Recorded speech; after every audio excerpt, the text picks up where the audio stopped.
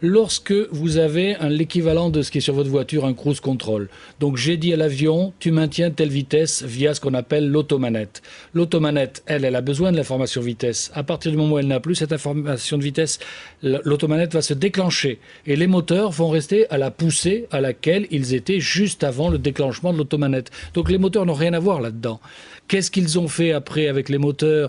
S'ils ont une alarme décrochage, ils peuvent avoir pensé qu'ils étaient à une vitesse trop faible. Donc manuellement, ils ont peut-être redemandé de la pousser au moteur. Mais le moteur, une fois de plus, n'a rien à voir dans cet accident. C'est vraiment toute la chaîne de pilotage qui est en cause parce qu'on a perdu un élément essentiel, l'indication de vitesse. Sans indication de vitesse, vous ne pouvez plus gérer cet avion et vous avez une série d'alarmes qui arrivent dans les 20-30 secondes. C'est vraiment une situation absolument catastrophique et je comprends tout à fait a posteriori que les pilotes se disent mais qu'est-ce que je dois faire, qu'est-ce que je dois prendre en premier?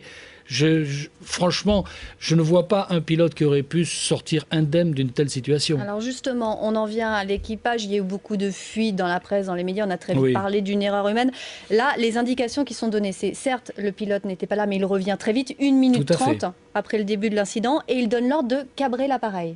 Oui, probablement que l'avion est en piqué à ce moment-là, et que lui, visuellement, de là où il est en entrant dans le poste, il dit aux équipes, à la personne qui est en charge du pilotage, tire sur le manche, redresse le nez. Mais même s'il fait l'action de tirer sur le manche, si l'avion est en décrochage, il ne répondra pas à cette sollicitation.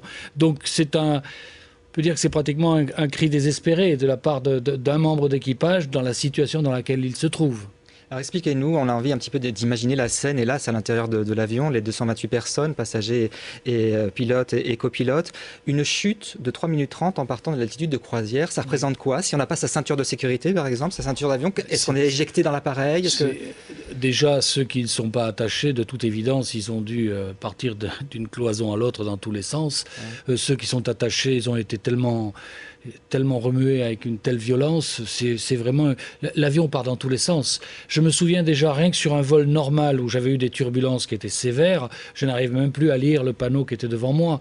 Donc imaginez qu'un avion qui part en vrille, qui part sur le dos, puis ensuite dans l'autre sens, les passagers sont ballottés dans tous les sens. Je ne sais même pas s'ils ont une notion de la verticalité, de l'équilibre. C'est vraiment le chaos absolu. C'est l'horreur pour ces gens-là.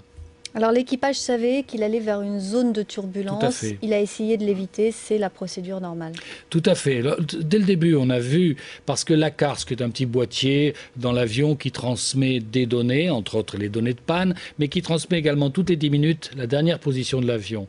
On sait que l'avant-dernière transmission, ils sont pile sur la route entre le point A et le point B, et que la dernière position envoyée par l'ACARS, ils sont environ 3 nautiques à gauche. 3 nautiques, ça fait 5 km à gauche de la route. Ce qui veut donc dire qu'ils étaient en phase manuelle, c'est-à-dire via le pilote automatique, ils étaient en phase d'évitement d'une cellule orageuse qu'ils ont probablement vue sur le radar.